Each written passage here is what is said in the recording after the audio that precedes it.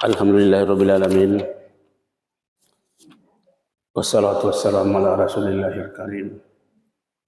Sayyidina Muhammadin wa ala alihi wa ashabihi ajma'in. Allahumma la ilma lana illa ma 'allamtana innaka antal alimul hakim. Wa'allimna ma yanfa'una wa anfa'na bima 'allamtana. Allahumma ij'alna mimman yastami'una al-qawla fayattabi'una ahsanah. Wa la taj'alna mimman a'rada 'an dzikri fa inna lahu ma'isatan danka. Wa adkhilna fi ibadika sholihin bi rahmatika ya arhamar rahimin. Jamaah subuh yang dimuliakan Allah Subhanahu wa taala. Alhamdulillah adalah ungkapan pujian kita yang tak henti-hentinya kita ucapkan, bentuk kesyukuran kita kepada Allah Subhanahu wa taala atas segala nikmat yang diberikan kepada kita. Beriring dengan selawat yang tak henti-hentinya kita sampaikan kepada Rasulullah sallallahu alaihi wasallam. Kita mengharapkan syafaat baginda Rasulullah sallallahu alaihi wasallam. Insyaallah pada subuh hari ini kita akan membaca lagi kitab Ar-Risalah Al-Qushairiyah sebagai rujukan kita dalam materi tasawuf. Dan kita akan membaca salah satu bab yang berkaitan dengan pembahasan tasawuf itu sendiri.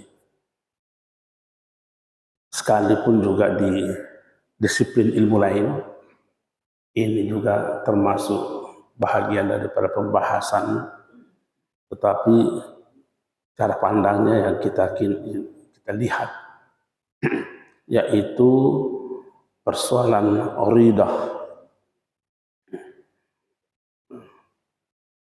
Kita banyak mendengarkan kata uridah, bahkan kita sering menggunakan kata uridah. Nah, untuk kesempatan ini tentu kita akan melihatnya itu dengan pendekatan atau kacamata bagaimana ulama-ulama sufis ini melihat yang namanya ridha. Memang kalau diterjemahkan ke dalam bahasa Indonesia sudah menjadi bahasa itu ridha. Tapi itu kan loan words, serapan masuk ke dalam bahasa Indonesia kita. Ridha itu bermakna ketulusan.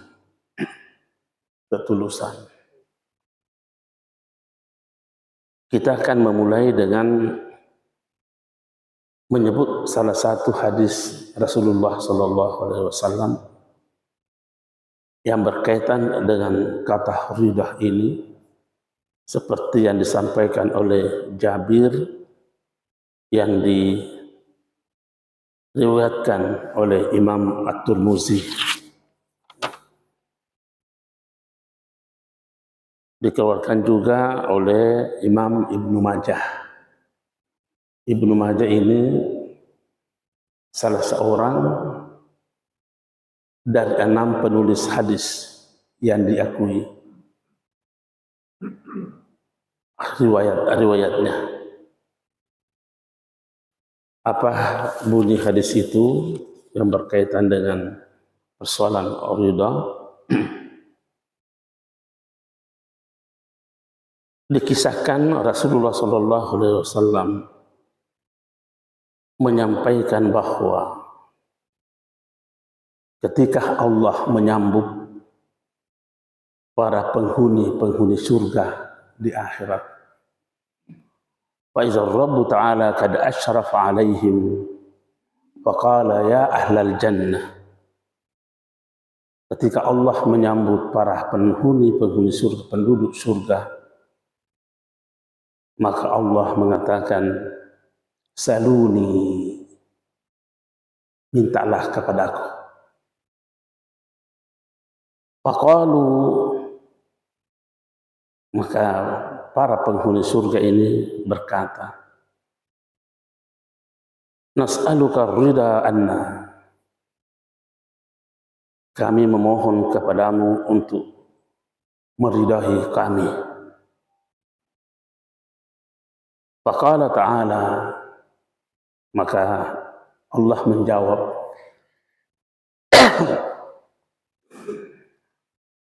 ridaya kad ahallakum dari, ridahkulah yang menempatkan kamu di wilayah, di surgaku maksudnya. Wa ana lakum karamati, karena memang kemuliaanku adalah meliputi dirimu sendiri. Begitu sambutan Allah terhadap orang-orang yang masuk surga. Kata Allah, ridha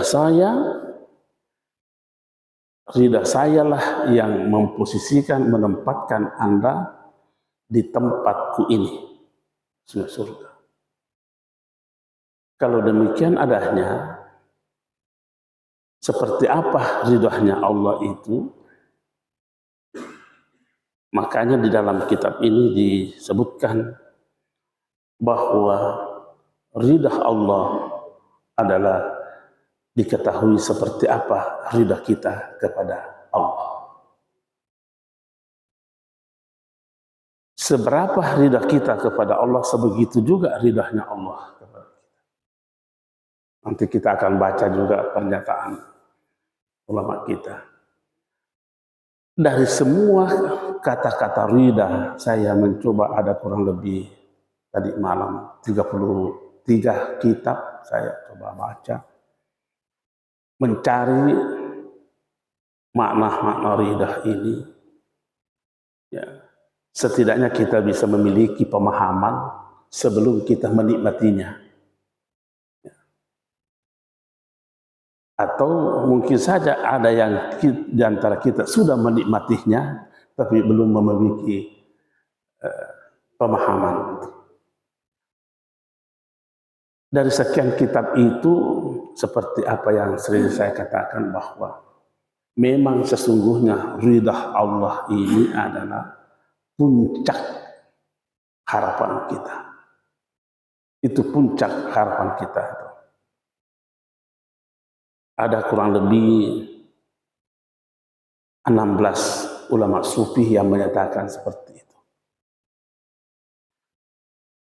Nah, ternyata setelah saya mencoba menghimpun semua pendapat-pendapat ulama ini, ada kesimpulan sementara yang saya bisa tarik.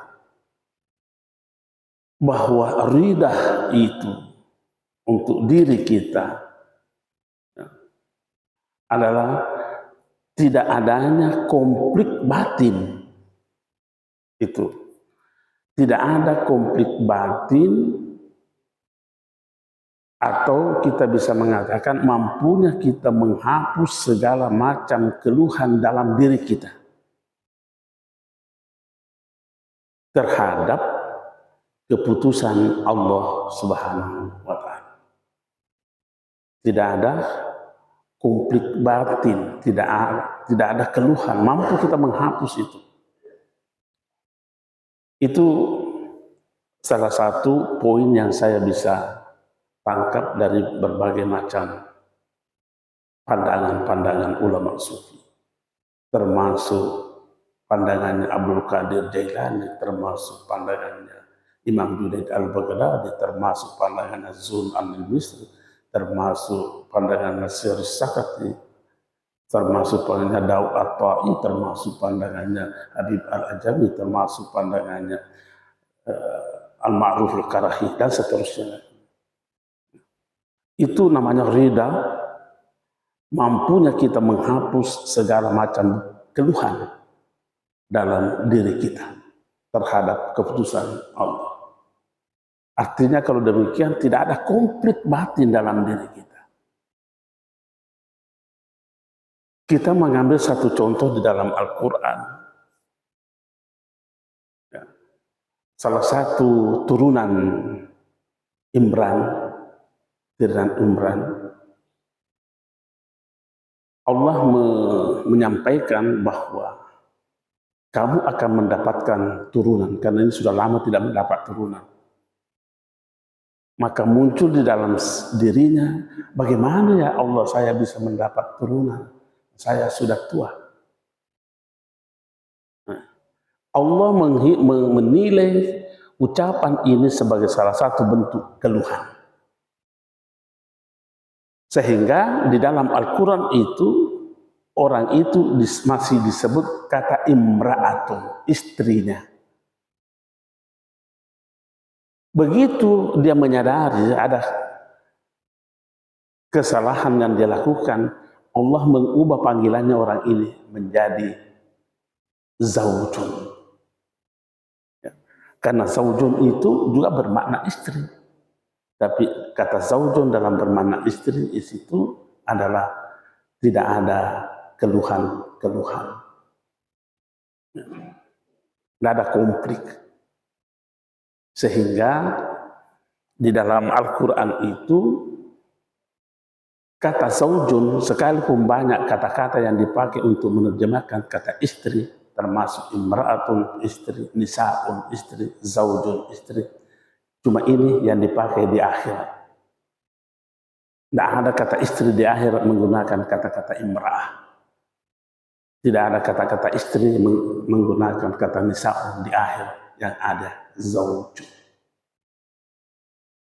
Tidak ada konflik.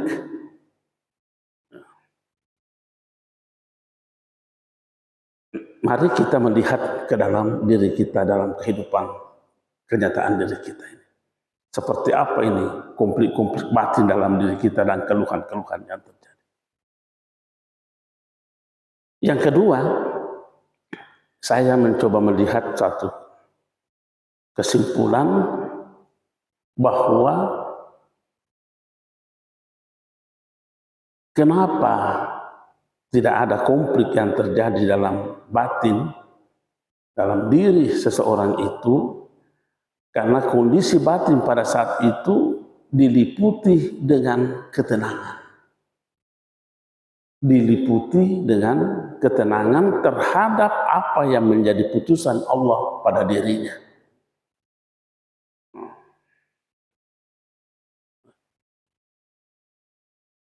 Kemudian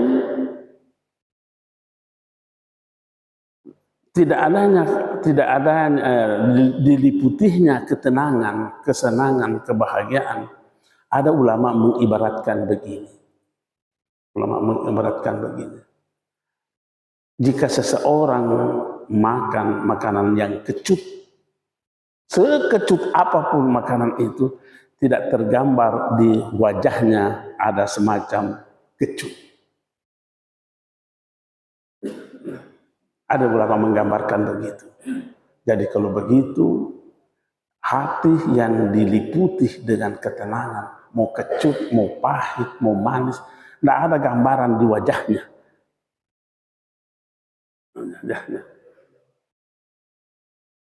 Ya, ya, ya. Dan ini puncak, ini ulama kita mengatakan inilah harapan kita yang sesungguhnya harus dicapai.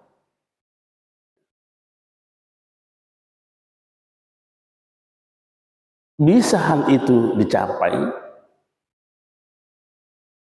kesimpulan ketiganya, ketika kita memiliki kepasrahan total dalam kesungguhan kita. Ya. Jadi bukan pesimis, tapi kepasrahan total dalam kesungguhan kita.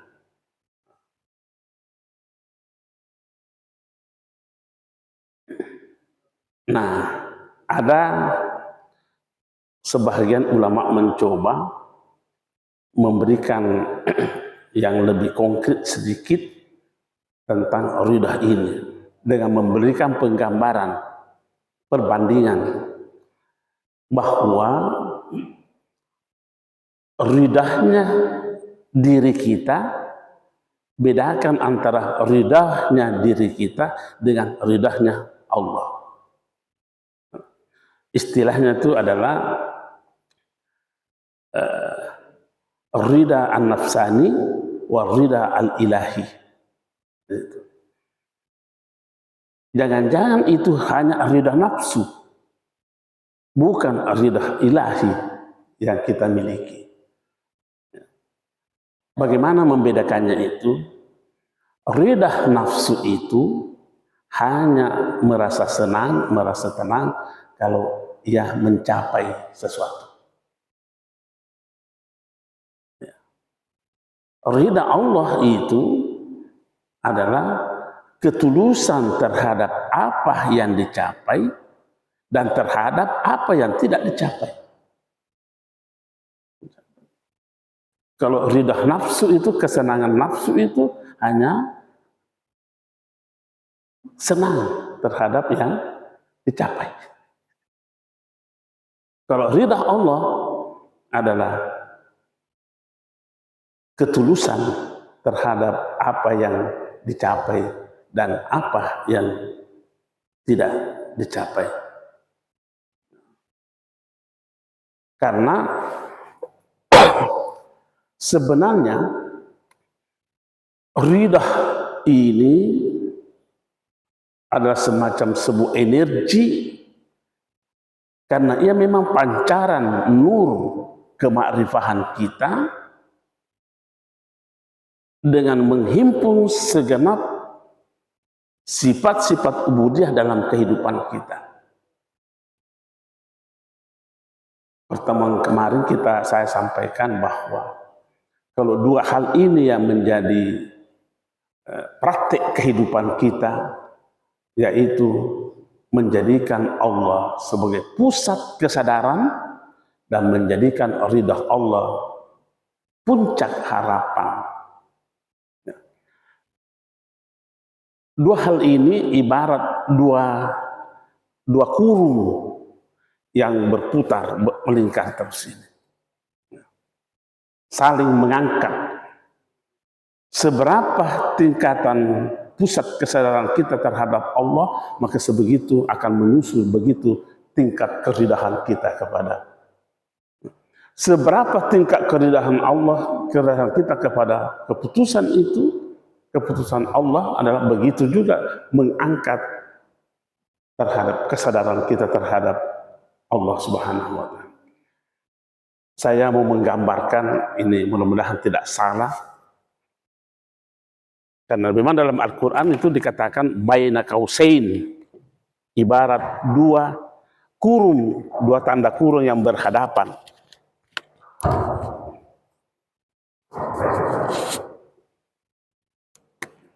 Mohon maaf, saya tidak terlalu bagus menggambar. Ya, ini kan dua kurung yang berhadapan. Dua kurung yang berhadapan. Ini sebenarnya tidak putus. Katakanlah ini adalah pusat kesadaran kita. Di sini puncak harapan. Mau berputar bagaimana ini? Mau berputar bagaimana ini? Tidak akan pernah lepas pusat kesadaran dan putar. Jaling, bahasanya ini jaling berkelindang antara dua kurung ini yang tak pernah putus. Bahasa Al-Quran itu baina kausain, dua kurung yang berhadapan. Kan ini kurung begini, tapi ini kan berpisah.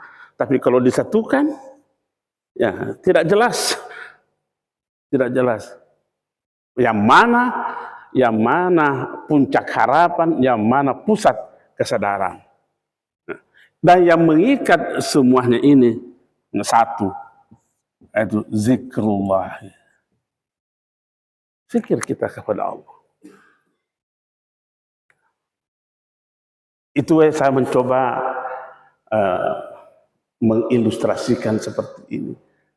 Ini bisa diprotes, ini bisa tidak diterima ini. Ya, karena ini hanya pemikiran-pemikiran sederhana saya. Ya. Mencoba melihat kondisi itu.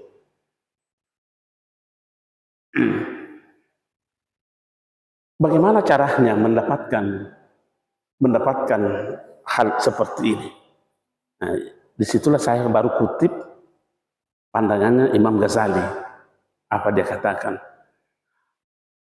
Huwa zamratun min zimaril mahabbah. Berarti kalau begini, terjemahnya dulu, ridah itu merupakan buah daripada cinta. Buah daripada cinta. Ya. Sekarang pertanyaannya, apa itu cinta? Cinta itu, kita ambil lagi pandangannya Junaid al-Baghdadi, yang namanya cinta adalah dukhul sifatil mahbubi alal badli min sifatil muhib. Menjadikan sifat yang kita cintai menjadi sifat kita. Menjadikan sifat yang orang yang kita cintai sebagai sifat kita. Itu namanya cinta itu. Ambil contoh. Yang kita cintai adalah Allah Subhanahu wa Ta'ala. Apa sifatnya Allah? Ambillah salah satu sifatnya Allah adalah Maha kasih sayang. Kasih sayang. Nah sekarang, seperti apa kita mengambil sifat Allah ini menggantikan sifat kita dalam konteks kemanusiaan kita? Itu namanya cinta. Memasukkan sifat orang yang kita cintai, menggantikan sifat kita sebagai orang yang mencintai. Kalau ini dipraktikkan, aman dunia ini. Karena selalu dia berpikir untuk orang lain, berpikir untuk orang lain. Karena kalau kita tidak memiliki sifat seperti ini dalam kehidupan, jangankan kehidupan, dalam kehidupan keluarga, tidak pernah berhenti bertengkar. Karena selalu sifat kita yang kita jadikan sifat kita, bukan sifatnya istri kita yang kita menjadikan sifat kita. Dan bukan sifat kita yang istri kita jadikan sifatnya. Coba kalau sifat kita, istri ambil sifat kita dan dia jadikan sifatnya, masih ada keresahan. Nah, begitu juga kepada Allah. Itu yang perlu saya ceritakan. Saya ceritakan kisah saya waktu saya tawari istri saya, Andi, ada petik dibawa dijual. Kira-kira mau jangan maki. Jangan maki. Kenapa mengucapkan padahal saya paham betul saya punya istri. Kalau ketemu petik sama dengan ketemu dengan malaikat. Saking sukanya itu. Tapi begitu saya tawarkan, Andi ada petik dibawa di planet itu saya tawarkan. Jangan maki. Apa itu? Karena ia mengambil sifat saya, menggantikan sifatnya yang mencintai petik. Nah buah daripada ini, buah daripada cinta ini adalah ridha. Nah seperti apa kita mengambil sifat-sifat Allah, sifat kasih sayangnya, dan seterusnya. Dan itu istilahnya dalam dunia tasawuf, at-takhalluq bi akhlaqillah. Berakhlak seperti akhlaknya Allah. Itu bahasa terjemahan sederhananya. Nah, ini pernyataan Imam Ghazali. Huwa samratun min simaril mahabbah, buah daripada cinta. dan wa huwa min ala maqamil muqarrabin, dan inilah posisi yang tertinggi bagi orang-orang yang mendekatkan diri kepada Allah Subhanahu wa taala.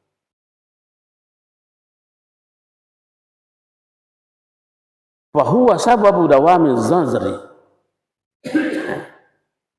lebih itu sebagai buah cinta adalah zabab dawamin nazri, tidak pernah berputus pandangannya melihat Allah Subhanahu wa taala.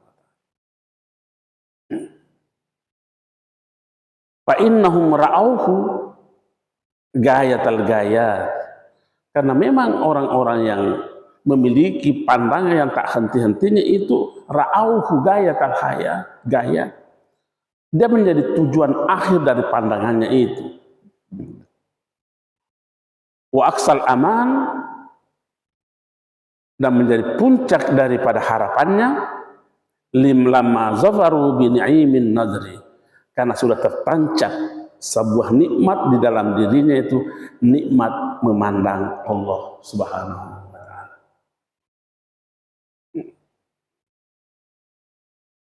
Kalau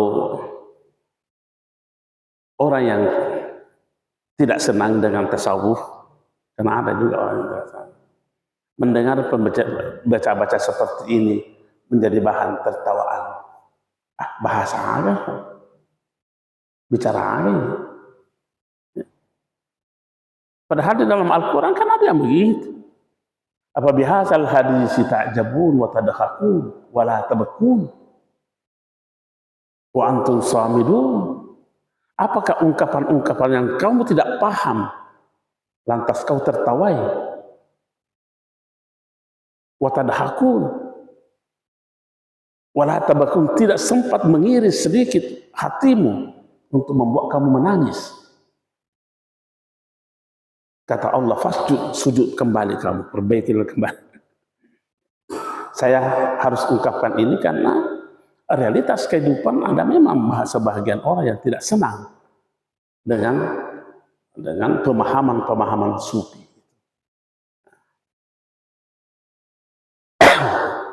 Ya. Nah, begitu pandangannya Imam Ghazali, untuk mencapai ridha itu yang kita bangun adalah cinta. Yang kedua,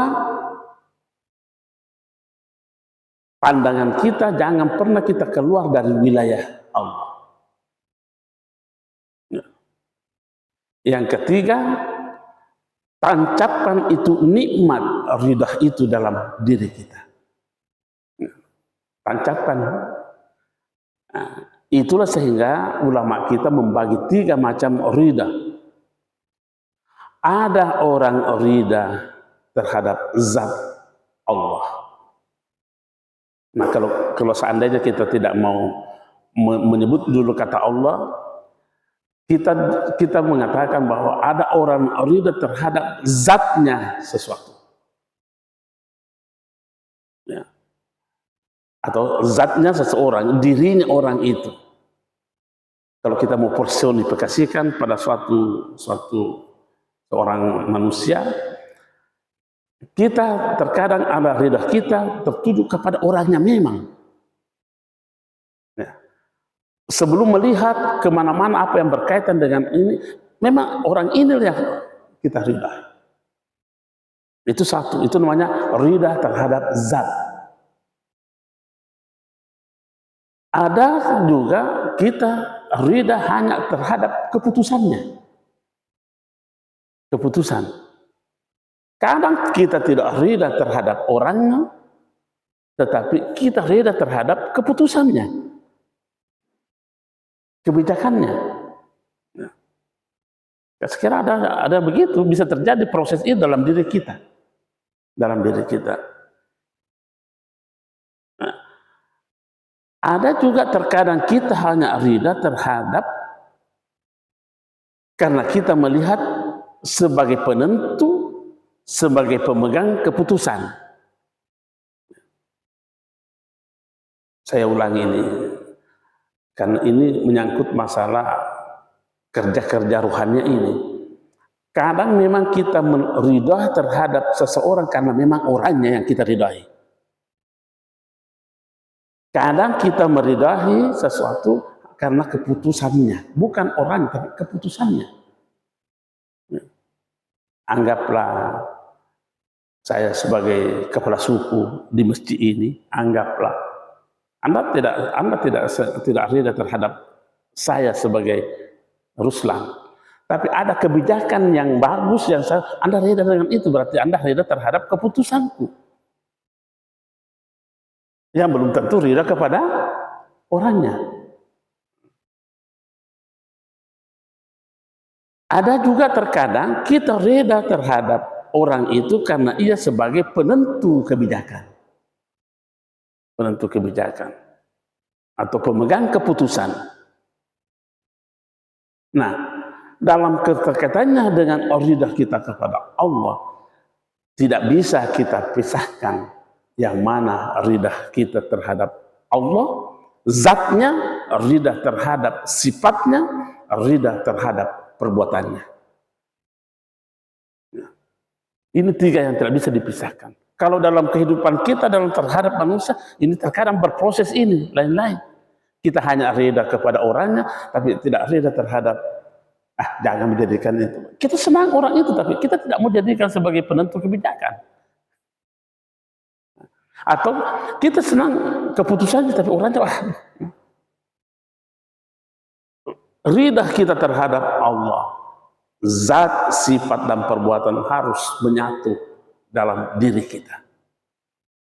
Karena kalau ada yang keluar dari situ, maka Allah menggolongkan kita masih orang-orang ingkar kepada Allah.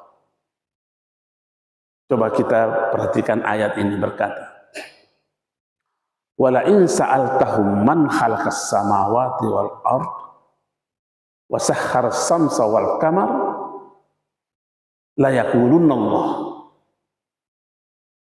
Jika orang-orang kafir, kaum musyrikin bertanya kepadamu, kau tanya mereka, siapa pencipta langit dan bumi? Dan siapa yang mengatur peredaran bulan dan matahari? Dia akan jawab, Allah. Allah. Pertanyaannya, ini jawaban benar atau tidak? Kalau kita mengatakan benar jawabannya, kenapa Allah mengatakan jika kau tanya orang-orang kafir dan orang, berarti orang ini digolongkan sebagai orang kafir? Nah, kan begitu. Jika kamu tanya orang-orang, wala in sa'altahum, hum itu kata ganti yang bermakna mereka. Kalau kita dikatakan kata ganti, pasti ada ungkapan sebelumnya itu yang diganti. Mereka. Para dosen telah hadir di masjid. Mereka berarti ada katakan. Nah, ini humnya ini dalam ayat itu yang diganti adalah orang-orang musyrik, orang-orang kafir. Tapi jika kau tanya mereka, siapa yang menciptakan langit dan bumi dan mengatur peredaran matahari dan bulan, pasti dia jawab, Allah. Pertanyaannya kita ini sebagai orang yang mau mencari sesuatu, benarkah ini jawaban? Kalau kita mengatakan benar, kenapa Allah mengklaim, memutuskan bahwa itu adalah orang-orang kafir, orang-orang musyrik? Kalau kita mengatakan salah, siapa yang berani menyalahkan ini? Nah, mengatakan Allah. Apakah bukan sebagai bahan kajian seperti ini? Oh, kalau begitu, ulama kita berkata bahwa ternyata yang ia imani hanya perbuatannya Allah.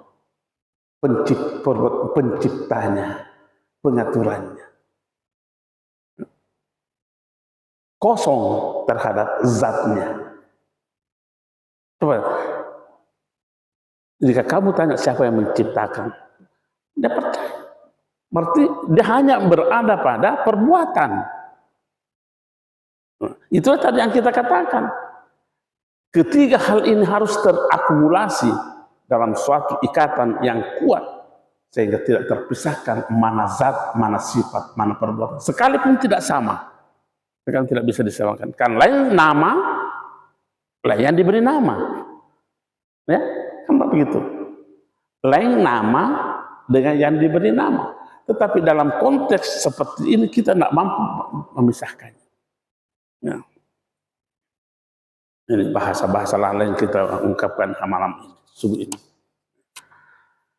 Nah, ridah kita ini harus berada pada posisi ketiga-tiganya itu.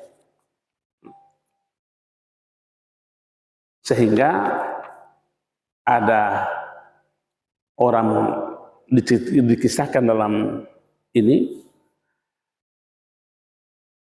Zunnun al-Misri berkata begini, tanda-tanda ridahnya seseorang,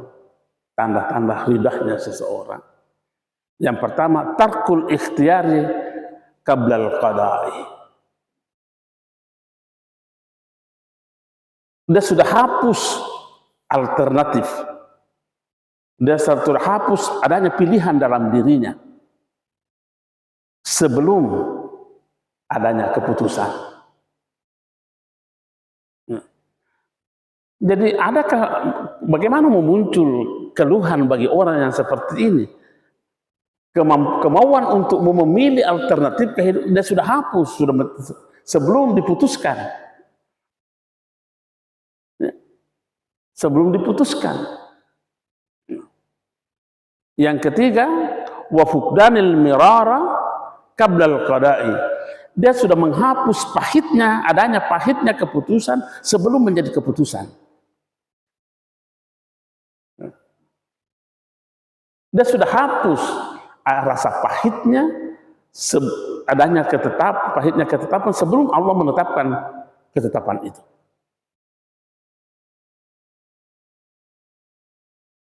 Yang ketiga, wahaidanul hubbi fi haswil bala'i. Selalu mengalir rasa cinta dalam setiap kehidupannya. Itu pendapatnya Zunnun al-Misri. Tidak ada rasa pahit,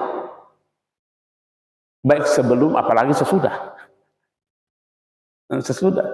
Itulah yang pernah saya sebutkan, bahwa ada orang berkata, sebenarnya kalau ada orang nanti ridha setelah terjadi sesuatu padanya, bukan ridha namanya itu. Ya, bukan ridha. Atau bisa juga mengatakan, bukan namanya sabar setelah terjadinya cobaan. Bukan sabar namanya itu. Sabar sebelum terjadinya cobaan. Boleh jadi bukan sabar, hanya kalah macam itu. Nah, ini ulama kita berkata begitu.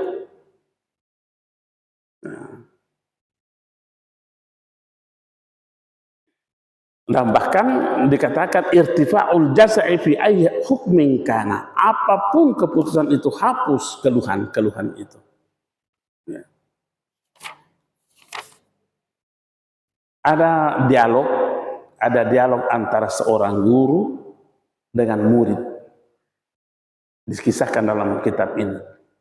Mengatakan sami'tul ustaz Abu Ali Ad-Daqqaq. Abu Ali Ad-Daqqaq itu siapa? Abu Ali Ad-Daqqaq, gurunya penulis kitab ini. Dia bercerita, kemudian si penulis kitab ini dia catat ungkapan-ungkapan gurunya, dia bukukan. Apa dia katakan? Qala tilmizun li ustazihi. Ada seorang murid, menurut ceritanya Abu Ali Ad-Daqqaq, bahwa ada seorang murid bertanya kepada gurunya, hal ya'riful abdu Allah ta'ala radin anhu? Apakah Allah mengetahui? Apakah seorang hamba tahu bahwa Allah ridha padanya? Itu pertanyaan guru murid ini. Ustaz, Apakah seseorang bisa mengetahui bahwa Allah sudah ridha padanya? Apa jawabannya guru? La, tidak, tidak bisa. Fakaifa ya'lamu dzalika? Bagaimana bisa dia ketahui? Wa ridahu gaibun. Sementara persoalan rida itu adalah persoalan gaib. Faqala tilmiz, ternyata sang murid ini sang murid cerdas. Berkatakan, bal ya'lam dzalika. Berbeda pandanganku guru. Justru Allah tahu, hamba tahu kalau Allah ridha padanya. Bagaimana bisa?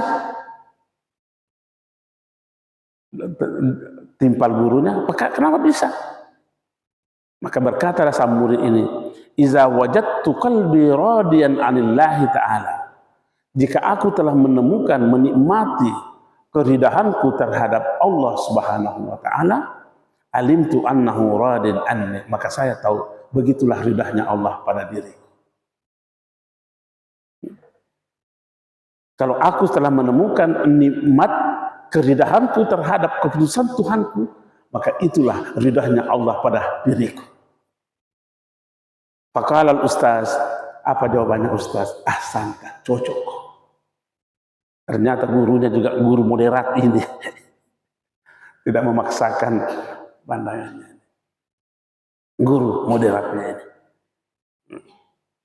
Jadi kalau demikian adanya, kita persoalan ridha, kalau seandainya kita bawa dalam kehubungan kita terhadap seseorang, terhadap istilah, kalau kita mau mengetahui seperti apa ridahnya istri kita kepada diri kita, tahu seperti apa ridha kita terhadap istri kita. Nah, kalau ini yang terbangun aman dunia, Pak. Artinya bahwa hati ini selalu kita putar dua kurung ini yang pernah berhenti ini. Pusat Allah sebagai pusat kesadaran, ridha adalah puncak harapan. Itulah sehingga kita sering ulama kita dengarkan, ilahi anta maksudi wa ridaka matlubi. Seperti apa kita memposisikan ridha ini puncak harapan kita? Jangan-jangan yang menjadi puncak harapan kita adalah janji-janji manusia, bukan janji-janji Allah yang menjadi puncak harapan kita. Dan itu gampang kita tergelincir, Kenapa? Tidak diikat, perputaran ini tidak diikat dengan zikir. Oh, lepas sih. Saya kira inilah yang kita mudah-mudahan mampu menikmatinya, bukan hanya mengetahuinya. Ya, karena jangan-jangan kita pintar bercerita tentang hal ini, tapi kita tidak menikmatinya. Yang kita inginkan, kita mampu memahaminya secara konseptual, tetapi secara faktual kita menikmatinya. Saya kira inilah yang kita bahas, dan inilah hubungannya yang kemarin ayat kita baca itu, wala sawfa yu'tika fatardah. Sekian dan terima kasih. Assalamualaikum warahmatullahi wabarakatuh.